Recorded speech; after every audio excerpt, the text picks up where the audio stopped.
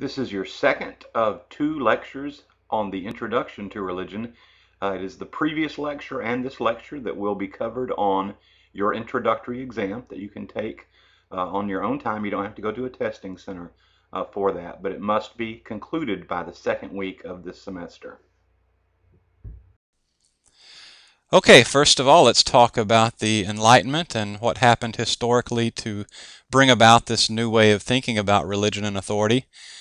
Pictured here with this dashing, sharp-looking hairdo is René Descartes, a philosopher who is the father of a school of philosophical thought which we call rationalism. Let's begin, though, however, by taking a look at the significance of the 30 Years' War. This is a war that ravaged many parts of Europe and was primarily a religious war, although it had enormous political ramifications also. But the religious dispute was between Catholics and Protestants, and so these are both groups that claim a Christian identity, and yet in the midst of war they're killing one another over those religious differences. It is at the end of the 30 Years' War. This is the 1600s, by the way. If I have my dates accurate, I believe the 30 years was 1618 to 1648. I could be a little off there, but I believe it's 1618 to 1648. And at the end of that war, many people are asking questions that you all have probably asked for most of the years of your life, but for the first time culturally, we see the people in the West asking the question about who has the right to tell us what we must believe religiously or about God? What particular book can tell us what God is like, and who has the right to tell us which book is the right book or which book is the wrong book? And again, a lot of questions about authority, and really the big conclusion that is reached is religion even important enough? Can we be so certain about religion as to go to war and kill one another? So really we have one of our first sort of universal attitudes of doubt about religion developing, and even if a person feels he or she can be certain about their religious convictions, does that certainty lead to a justification of war and killing others who disagree with you? And so as people began to think about new ways of establishing authority for how we can know what we claim to know, we do come to Descartes and his school of thought called rationalism. The primary thing that you need to have down in your notes about rationalism is that it is a turn inward to the mind and trying to discover what sort of innate or inherent ideas are there within the mind. And if you can discover innate or original ideas within your mind, then you can build your theory of knowledge rationally. That's why it's called rationalism, from those initial thoughts. And so René Descartes declared that he was going to begin with an attitude of universal doubt. He was going to, in a sense, have a blank slate, erase all the chalk off the board of the mind, if you will, and seeing after he had taken care of erasing all of those presuppositions and opinions, what sort of core thought or core idea he had. And some of you may have heard this before. In the Latin, it's cogito ergo sum. We translate that as I think, therefore I am. And so that was the very first thing that Descartes was claiming that we could all absolutely know. That as we turn inside to the realm of ideas in our minds, that we discover that we are thinkers. And just that ability or capacity for thinking establishes the concept of the self or the individual. So therefore, because you think, that establishes with certainty, according to Descartes, that you are an existing being. And Descartes would then move into the realm of religion, in that he would say because he has this thought of his own existence, thus establishing that he exists, he also has the concept of there being another being that is greater than him. In other words, he knows that he did not create that capacity to think, and so some other being must have created him as a thinker. And that would end up becoming the Cartesian. That's the adjective we use to describe Descartes' philosophy. That would become the Cartesian philosophical proof for the existence of God. That because he thinks he exists, and then because in his thinking he has the concept of a greater being, then there must be a God. Okay, now next to we come to another figure named John Locke, who is pictured here. And his school of thought is called empiricism. You can see that in bold print on the second bullet here. And in your notes, you probably should have Descartes and Locke next to one another, because Locke's alternative approach to establishing religious knowledge was not to turn inward rationally to the realm of ideas, innate ideas that one has in the mind, but instead Locke would say we need to turn outward, that we need to use our five senses. And these five senses, sight and hearing and all of the other senses, can help us to learn things and therefore establish a sense of knowledge. And that's what empiricism means, that rather than turning inward, we turn outward. And empirical approaches to knowledge are very, very common in almost all fields of scientific inquiry, that you do experiments, so that you collect data and you observe what takes place, and so that observation is an empirical approach to establishing knowledge. And so what we have with Locke is, as he observes the world and looks at nature and draws conclusions from what he witnesses there, he certainly comes about to the conclusion that there must have been some sort of creating being, some sort of creator, and that would become a sort of empirical proof for the existence of God. Now, one big turn of events that you need to be paying attention to here is notice how little, really, if at all, Descartes or Locke make mention of Scripture or the Bible or even the teachings of the Church through the Pope as some sort of authority. They're moving away from that to what the human mind can actually do, whether turning inward for rationalism or outward with empiricism. Okay, one last thing to have down in your notes about this empirical alternative is the importance that the term probability had for John Locke. Right now it is Sunday afternoon, January 15th, and as you can hear my voice talking you through this PowerPoint, you know that in this moment that I exist. You can use your senses, your power of observation through hearing, that in my voice it's proving the existence of my being. But that's only for Sunday afternoon. We don't know, and I certainly hope not, that any terrible accident would happen that would cause me not to be in existence anymore. And so John Locke would say that when we see a person or we hear a person, in that very moment we know they exist. But as soon as they leave our presence, we no longer have that empirical proof of their existence. But Locke nonetheless would say, because we know they did exist 5 minutes ago, 10 minutes ago, 5 days ago, 10 days ago, however long ago it was since we saw the person or heard the person, we know because they existed in that moment that it is very likely, and here you can listen to the word, it is very probable. And that's why probability is important to Locke, that if we see that a person exists at one time, it is very likely that their existence continues, very probable that their existence continues, but we do not have proof of that. Okay, so rationalism, Descartes; empiricism, John. Okay, we eventually come to a plump fellow pictured here at the top left, David Hume, who will develop a school of thought called skepticism, and in a sense really pull the rug out from both empiricism and rationalism.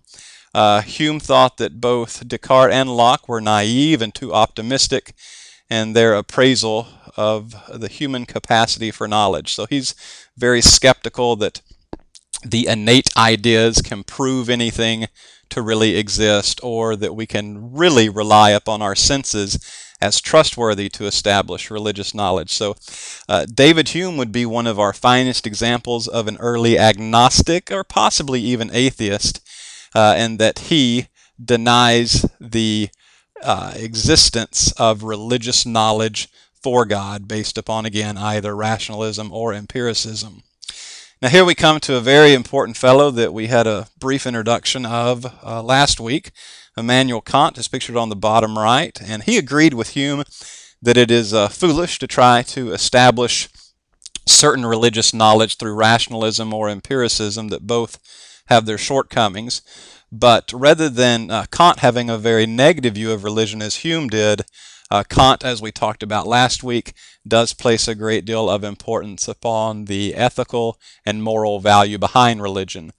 Matter of fact, the two major books that Immanuel Kant is known for is his Critique of Pure Reason, which looks at what we can establish with our capacity for knowledge.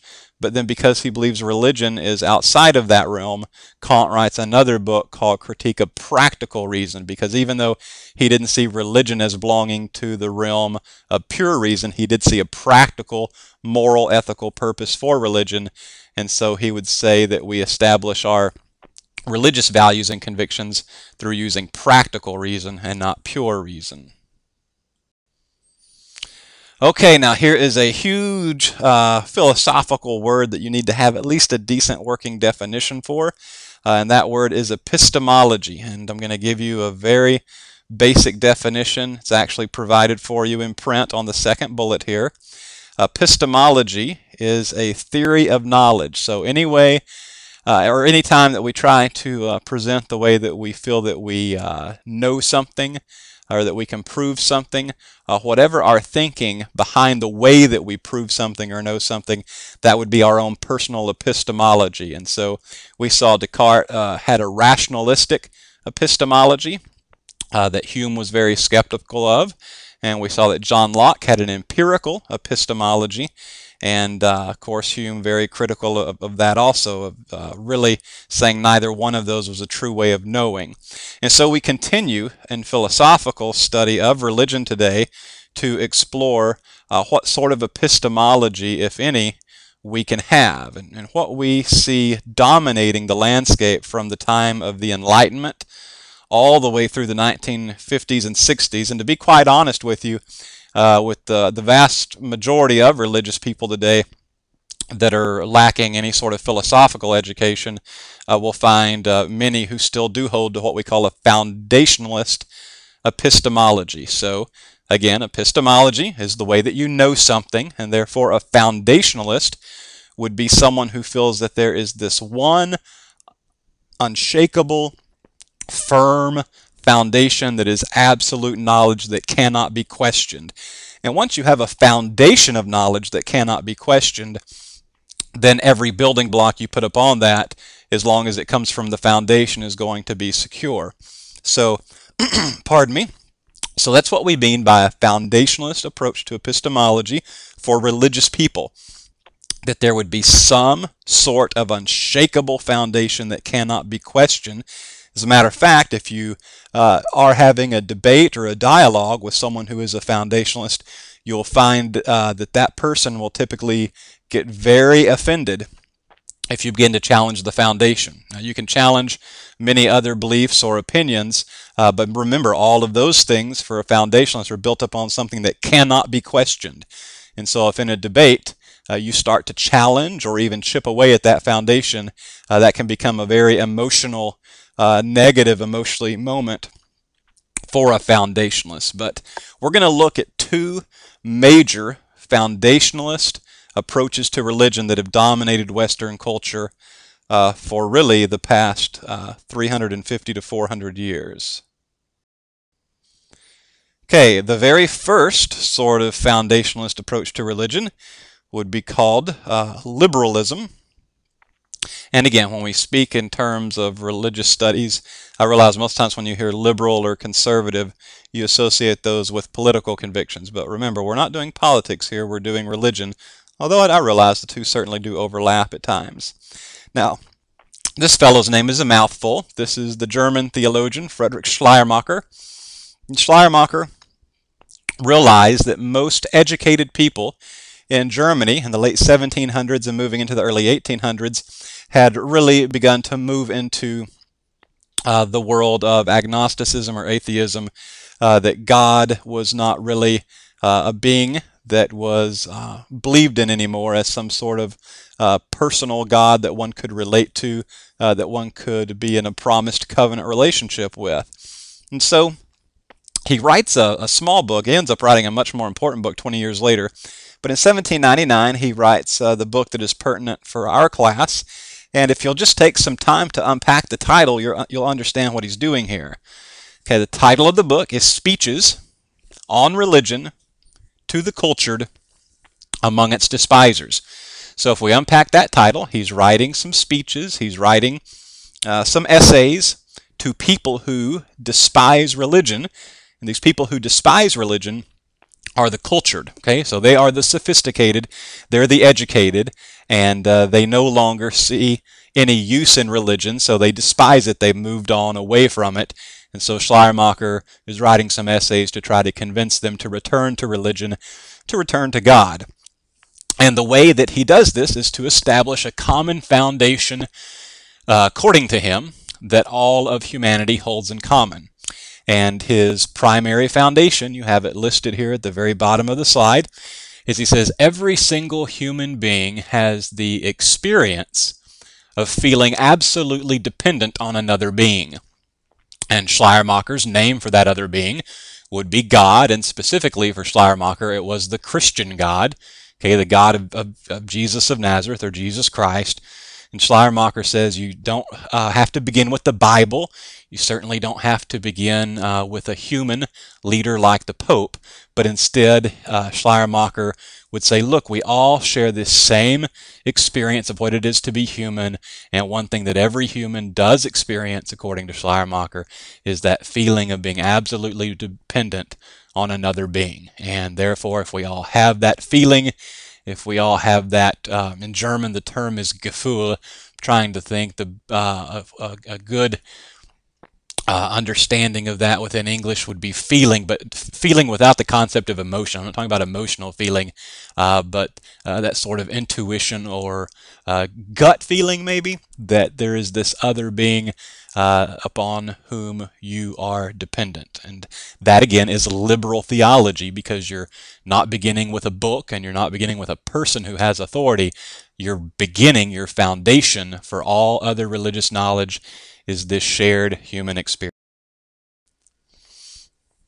Okay, as 19th century liberalism continues to unfold in Europe, we see that we have other scholars besides Schleiermacher who begin studying the Bible in a different way, a study of Scripture called the historical critical approach. And this means that scholars, instead of just taking for granted, as maybe other generations had told them, that the Bible was the Word of God, the Bible was a book given by God, the historical critical scholars begin studying the text very closely and start to see a very human element to Scripture, seeing that it was written over a long period of time, that the texts were edited and pieced together over particular times, even looking at some of the politics going on at the particular time between empires and seeing how the politics certainly had a huge influence on some of these texts. And so for many people who had been religious people, this began to undermine the authority of the Bible, and it certainly made very literal readings of the Bible no longer something that was seen as legitimate anymore. And so this is a new wave of scholarship, a new way of studying the Bible that began to undercut the Bible's authority. So you couple that with Schleiermacher's theology, and you really see liberal theology start to blossom in Western Europe quite a bit. Again, the foundation being that shared human experience. Okay, and also at the same time, people had taken for granted for years the idea of being created by God, and at the same time that all this is going on in the Academy of Religion within science, we have Darwin pictured here, authoring Origin of the Species, in which rather than life being created, we see life as evolving. And not just evolving, but evolving through a process of natural selection. So rather than there being some sense of providence or a God who has a plan for life, Darwin simply, really it's using empirical scientific method, observes life as evolving over time, again through a survival of the fittest, or natural selection is also part of that. But God is taken out of the equation as the creator of life. And this certainly is causing a religious divide throughout Western culture.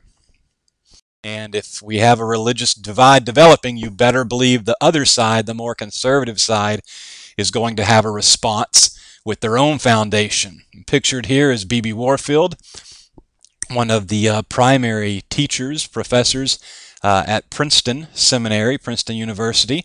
Now, I want to be very clear here. Princeton is an Ivy League school and does not hold at all the convictions that I'm about to put forth for you. This is going to be at the very end of the 19th into the early 20th century. So what I'm describing here is Princeton University a century ago, certainly not what Princeton University is today. But at Princeton, there were some very conservative pastors such as Warfield and the Hodge brothers and several others, and they ended up bringing about a response to the foundation of religious liberalism. This group was not willing to say a shared human experience could be the foundation for religious authority. For this group, that's way too subjective to simply base religious authority and religious knowledge upon human experience.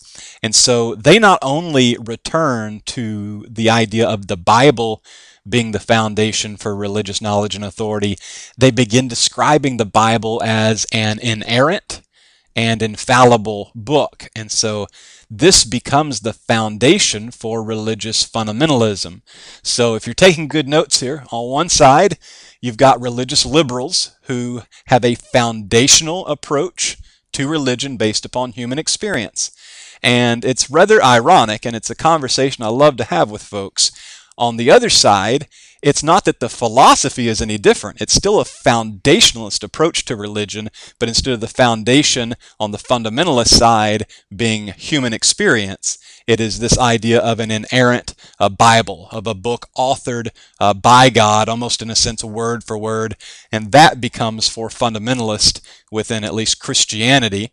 And by the way, there are many conservative Muslims who hold the same view of the Quran, but anyway, the book becomes the unquestionable foundation for religious knowledge. Okay, now we move into the stuff that I find especially interesting for today. We find that the foundationalist approach to religion will begin to fade in the late 1920s, and then somewhat more in the 30s and 40s. And what you see happen here is still true today with religious studies. The vast majority of people within a community of faith, whether that be the church or a mosque, whatever the tradition may be, whatever popular religion is, takes a long time to catch up with what's going on in the academy, because what we see here are, seminary students, pastors, theologians are, trained to learn what is the most cutting edge approach in their particular field.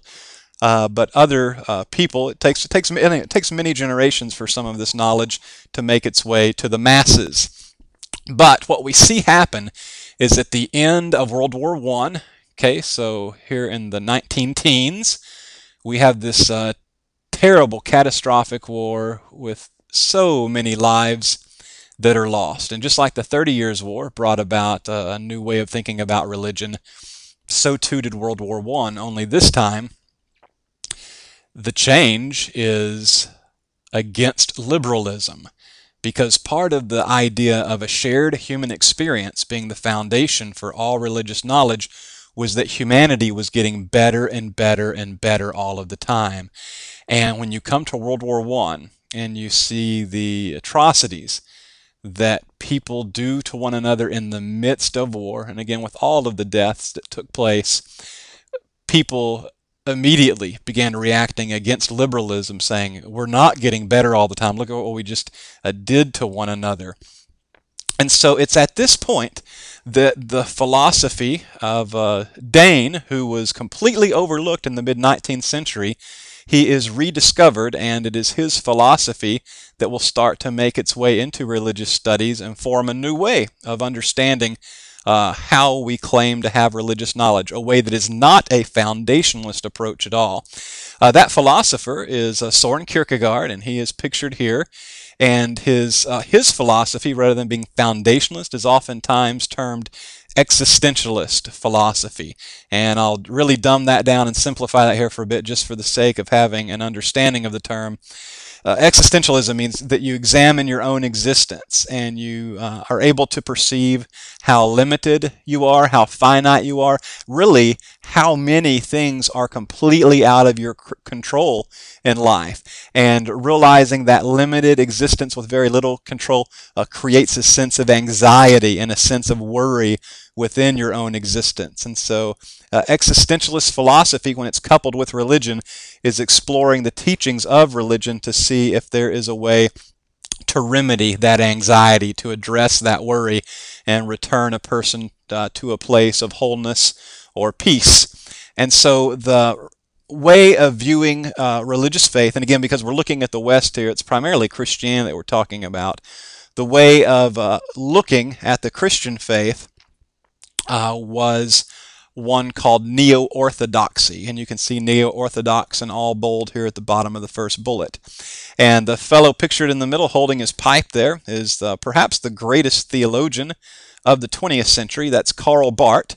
And Karl Barth would say, when you look at the biblical story, rather than seeing it as some sort of unshakable, inerrant Bible that is the foundation for everything else, Barth would say instead that the Bible has enormous value, but not again as that inerrant foundation, but instead as the story that brings a person to a crisis of what it means to have a broken relationship with God. And in the case of Christianity, we have God addressing that crisis by coming to humanity in Yeshua of Nazareth, or his son Jesus.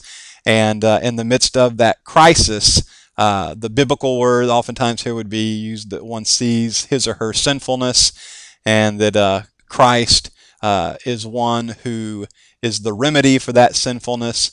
And so the crisis that one faces in neo-orthodoxy is that in sinfulness you see that you absolutely cannot be in a right relationship with God, and the other side of the crisis is that Christ comes as a remedy to that. And therefore, at the same time, the way Barth would put it is that when you read the biblical story, you hear a thundering no from God about who you are because of sin, but then you hear an even louder yes from God because God chooses to view you or whoever it might be through Christ, and therefore forgiveness becomes something that overcomes the crisis, and one is once again in a right relationship with God. Now, the last fellow pictured here is also an existentialist thinker, but he felt that the language of the Bible was far too archaic, that it didn't communicate with people anymore. And this is Paul Tillich. And Paul Tillich would say that words like a sin and righteousness, in those terms, maybe made a lot of sense for the original audience of the Bible. But again, when I say archaic, I hope everyone knows what that term means, that they don't belong to these times anymore. And so Tillich is one who would take the teachings of the Bible and try to retranslate them into existentialist philosophical terms, almost like you would take a text written in another language like Spanish or German and translate it into English. Tillich was trying to take the story of the Bible or the teachings of the Bible and translate that into existentialist language. And let me give you a couple of examples of that. Instead of talking about you being a sinner, Tillich would say that we all need to wake up from our dreaming innocence. In other words, we're sort of all in a sleep or a slumber, thinking that we're innocent and everything is okay, and something existentially needs to create a crisis within us to wake us up. And after we wake up, we realize that we're not innocent, that there is a sense of guilt and shame that needs to be addressed. And then the most well-known phrase for Tillich is, instead of talking about God as a being, Tillich referred to God as the ground of all being. That to call God a being is demeaning, that God is actually more than being. God is the source of all things that are. And so therefore, rather than a being, what we have is God is the ground of all being rest upon God. So again, that's also a very existentialist idea. Okay, and this brings us to the very end of modernity, and within many realms of study, not just religion, within English literature, certainly within many programs of African American studies and feminist studies, most definitely science and philosophy. You will find within the Academy we're talking more today about postmodern, coming after the modernist mindset, postmodern ways of thinking. And this will continue throughout all of our lifetimes. We do see with Bard and Tillich that they have a theology that is the very beginning of this sort of unraveling of looking at religion through a foundationalist approach. And again, I realize there are many conservative to fundamentalist folks in our culture today, many that still take a foundationalist approach to religion, some on the liberal side, some on the conservative side. But speaking from the realm of scholarship, foundationalist approaches to religious knowledge, whether liberal or conservative, have really been defeated within the academy. And so now we're talking about postmodern approaches. Now the term postmodernity is an amorphous term. Amorphous means it doesn't really have shape. It's still kind of hard to define what postmodernity means. But I want to give you 3 things to have down in your notes that will describe to you how postmodernity is a very different approach to epistemology than foundationalism. Now I know that sentence packed a punch, so let me go through it one more time, because I know these are some big and new words for most of us. Okay, postmodernity, okay, that's our philosophy, our way of thinking once we're past the modern period. And so when we're talking about looking for establishing knowledge about religion, remember our big term epistemology, okay? So postmodernity is our new way of thinking about not just religion, but for our class. Postmodernity is our new way of thinking about religion and our knowledge of religion, that epistemology, but it is certainly not foundationalist, okay? Not built upon universal human experience, not built upon an inerrant collection of scripture, whether that be the Bible or the Quran or something else. Okay, so 3 things that we'll see that make postmodernity very different from foundationalism. Number 1, whereas foundationalism tries to begin with a big universal picture and build everything on top of that, postmodernity begins with what is local and what is particular, what you find in your actual community of faith, and then tries to reach out from there to see how universal it can become. And certainly not claiming that it can encompass all things, but again, I hope you see an opposite direction there. A foundationalist tries to begin with a universal authority, and postmodernity is saying we can't do that. We'll just begin with what is local, in particular with our group. Okay, and then another thing that we see here is that postmodernity will focus very much on story or narrative. Foundationalism really didn't have much use for story.